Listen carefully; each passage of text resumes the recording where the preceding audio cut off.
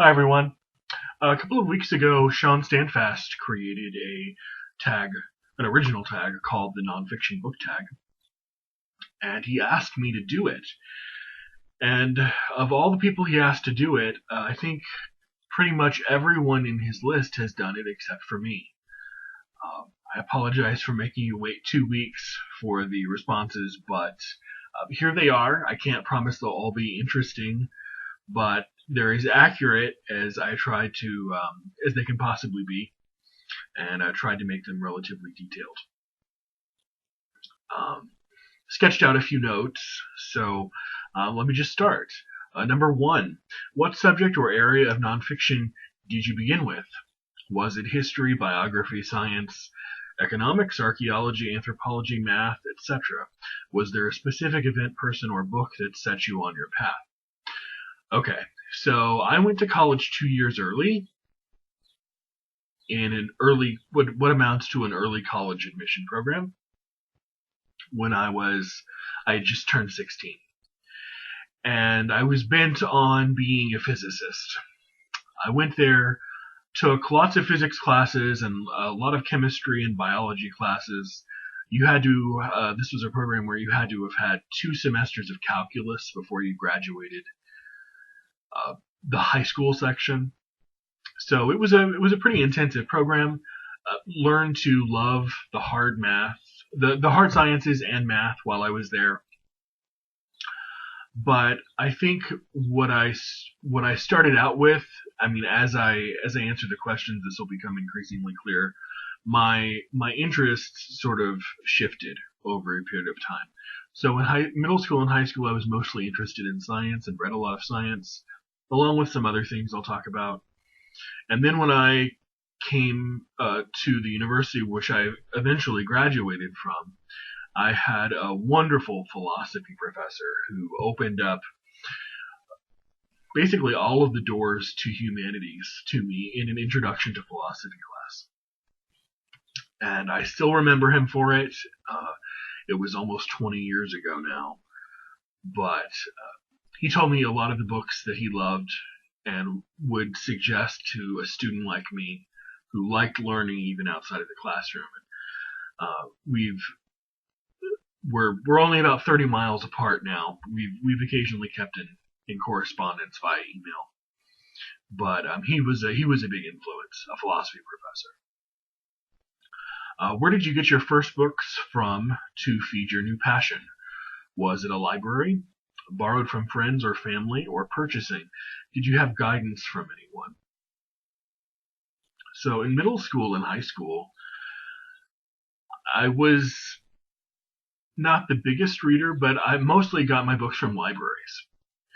Except on special occasions, I would get books bought for me by my parents or other relatives from the erstwhile Borders in the United States and from Barnes and Noble. Christmases, birthdays, things like that. As far as guidance, my dad was never really a big reader. He would occasionally buy something from the History Book Club and sort of, a kind of a photograph book on the American Civil War or something, and thumb through it and put it on his bookshelf. He would never sit down and read a book cover to cover. My mom would, but most of her tastes don't overlap with mine. She likes thrillers, mysteries, things like that. So neither one of my parents really had the sort of, and I don't. This sounds snobby, but I don't mean it to sound that way. Like I figure that probably most people who share my reading interests have some degree of college education, if not of more than that.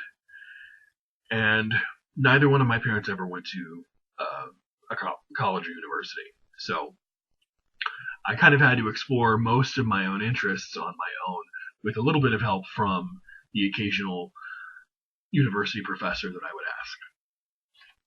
Number 3, is your first love still the love of your nonfiction reading life, or was it a gateway to other subjects that took over as number 1? I would say it's definitely a gateway. definitely a gateway. I started to read in middle school I really didn't know what to read. I didn't know what I thought would be important. So I just went to my library, which at the time functioned, to be quite honest, as an after-school nursery for elementary school kids. That's still kind of basically what that library is, unfortunately. And they had a lot of just historical fiction aimed for 12, 14-year-olds, and I read a lot of that. I quickly grew out of it, though. They were satisfying to some extent, but I kind of matured a little bit. I mean, my mother always told me that I was born a 90-year-old man. So I kind of got tired of those quickly and wanted to start reading other things. I became interested in science in middle school and high school, like I said. Then I started asking questions about science, like how did science get to be where it is now, which led me into the history of science, and then history more broadly, and then into the vast ocean of all of the humanities and all of the social sciences, which, as you can tell from my videos, that's mostly what I review these days, with a few exceptions. Did you pursue any of your interests with formal education at the university level? If so, what level did you finish, and was it the experience you had hoped for and expected? Have you made it your profession? I have never used either one of my majors in a profession. Formally speaking, I guess I got a lot of exposure to math in one of I almost minored in math and used that extensively in a job that I had for a while, but it was really more concerned with other things. So when I went to school, I majored in physics and philosophy. I did a double major. And of course, it's really hard to use a philosophy degree just having a bachelor's degree. And it's not so hard using a physics degree as just an undergraduate degree, but I haven't happened to do it. Was it everything I expected and hoped for? I'm not really sure what I was hoping for it to be, but it turned out to be for the best years of my life, combined with the two before that constituted the early college admission program. Those 6 years were some of the most formative of my life, and I think they probably should be if you really milk your university education for all of its worth. I toyed around with the idea of graduate school right after, well, I guess in my senior year of college. I was thinking about something like a history of ideas or intellectual history program, maybe medieval history, but decided against it when I discovered that it was basically, 5 or 6 or maybe even 8 or 10, God forbid, years of being told what to read by other people. I didn't appreciate the 4 years of it, and I knew I wouldn't appreciate any more of it, so I just decided to forego graduate school for now, or for then, and still have not attended. If you have maintained the first interest all your life, do you feel you should have pursued other subjects or interests? Well, to that I guess I have to say we only have one life, and one can't read everything. I have a lot of interests, and to list them all would be pretentious and boring, but I only have so much time, I only have so many years. I don't know how many years those are, but I read what I enjoy reading, and I read what fulfills me. And that's all really any of us can do. Are you now a specialist and read only within one area? This is number 6, by the way. Are you now a specialist and read only within one area of nonfiction, or do you branch out? Do you read fiction? If so, what genre do you turn to when you want something lighter or different to read? I am not a specialist in anything. I have perhaps more than the average person's grasp of science because I majored in physics, at least the average person's understanding of physics, and maybe more than the average person's knowledge of philosophy. And because of the things that I read, maybe in a couple of other small areas. But I'm not a specialist in anything. I've never had a formal graduate education in anything. Everything that I've learned post-university has been on my own. So, needless to say, as with most people who teach themselves things, there are holes wide, holes narrow, gaps this deep, gaps this deep. It's kind of a mess, but all I can do is keep trying, keep learning new things, keep filling in gaps, and learn as much as I can. If you are a specialist or not, do you prefer academic studies, general works, or scholarly but not over academic? I think that last one kind of strikes the right chord for me. Scholarly but not overly academic. My favorite kind of nonfiction book actually strikes the perfect balance between narrative flow and readability with scholarship. So, although I have been known in the past to drag myself through something that I found as dry as dust simply because I'm interested in the subject matter. However, I recently finished a book which is Laura Dassow-Walls' biography of Henry David Thoreau, which came out from University of Chicago Press in 2017. I read it with a few fellow booktubers, actually, Hannah from Hannah's Books, Peg from the History Shelf, and Sharon from Sharon Goforth. And I don't want to speak for everyone else, but I think we all loved it. It struck that perfect middle, that perfect balance between being an engaging narrative and also intensely, excruciatingly well documented and well sourced. Number 8.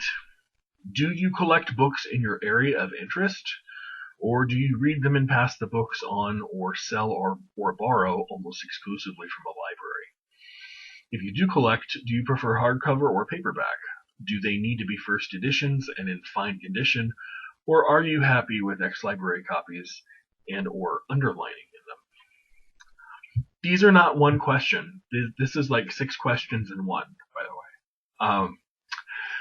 Do you collect books in your areas of interest? It depends on what you mean by collect. Buy, yes. I'm not really interested in books as first edition objects, anything to collect in a formal book collector sense. I think most book people will know the difference. I just buy books in subject areas that I like. For example, if I liked Mark Twain, I would not go and track down a first edition of Huckleberry Finn or something like that. I would just buy a new, $8 copy of the book. If you collect, do you prefer hardcover or paperback? I don't really collect in the formal sense that I think, Shawn, you probably collect. Almost certainly do, considering your library. But as far as buying, I don't have a preference. I'll take whatever's cheaper and in relatively good condition. And do they need to be first editions? No. In fine condition, I like them in what most people would call very good condition, but they don't need to be in mint or unread condition. As far as ex-library books, I have bought them in the past and not had a problem with them, but I find that even though they are very reasonable and affordable, they start to look kind of ugly on my bookshelf, so I have stopped buying them. Underlining is something that I can deal with in very, very, very small amounts. Any more than that irks me, and it's a deal breaker for me. But of course, when you're buying books online, not all booksellers, as Shawn knows from all too much experience, not all booksellers are honest about that sort of thing. So sometimes you get finagled into buying something and it shows up and half the damn book is highlighted or underlined. I don't know what that does for anyone studying a book, underlining every other sentence, but I don't want to get into a rant. Number 9. Do you read or collect exclusively newer publications, or do you enjoy reading what writers had to say on your subject in the past as well? What's the oldest book you have, either original edition or a reprint of an older work? Well, I find myself being drawn to important books in a field, whether they are old or whether they're not old. So one of the things I love is, say, Anthropology. So one of the classic works in the field, of course, would be The Golden Bough, right? But I don't like The Golden Bough simply because it's 120 years old. I like it because it's considered important. Just like, name some other anthropologist, Margaret Mead. I read her not because she's new or old or contemporary or not contemporary. I read her because people have had to wrestle with her ideas in the field of anthropology, and she has made what have been considered important contributions to the field.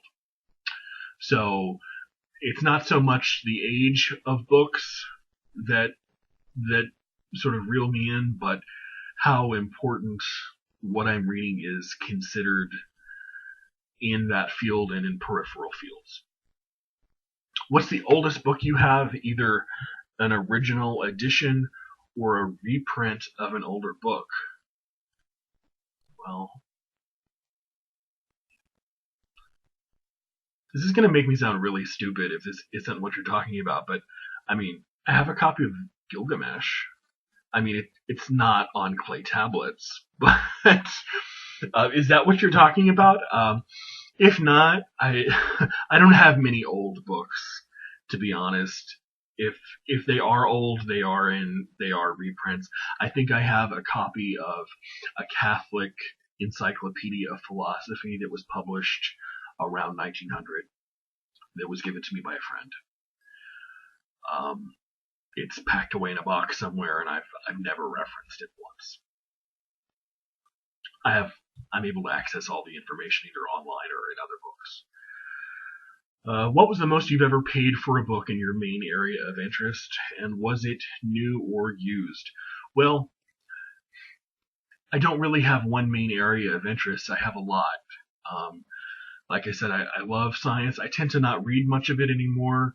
I love philosophy, art, literary criticism, essays, you name it. But what's the most I've ever paid for? I think you ever remember going to a big retail bookstore and going into the art section, you'll see those are usually some of the most expensive books in the entire store. And I think I paid probably $50 or $60 for a big book of, say, Van Gogh prints or Rembrandt prints or Titian or a number of other artists that I really enjoy. Toulouse-Lautrec. Was it new or used? It was new. It was almost certainly from Borders or Barnes & Noble. However, these days I rarely like to pay more than $8 or $10 for a book, unless I discover something that I've always wanted and it happens to be more. And even then, I'll rarely pay more than $15 because I have so many books in my library that are unread.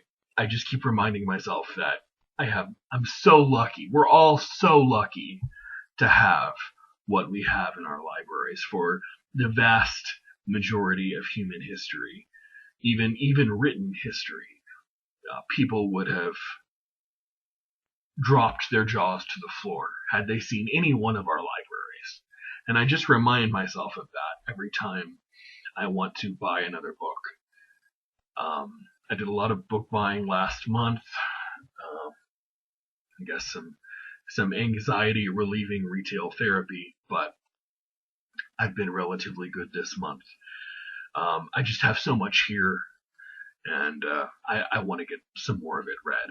I'm not on a book buying ban or anything like that, but I try to cut back. So I don't have anyone to tag for number 11, and that was number 10. Shawn, I hope you enjoy my answers. It was certainly an interesting set of questions, very fun. I look forward to future tags. If you want me to do any in the future, by all means, just tag me or send me a message that if I missed it, that you want me to do one, and I'll be glad to do it. I hope everyone's well. Shawn, I hope you're well. And I will see everyone next Tuesday. Bye.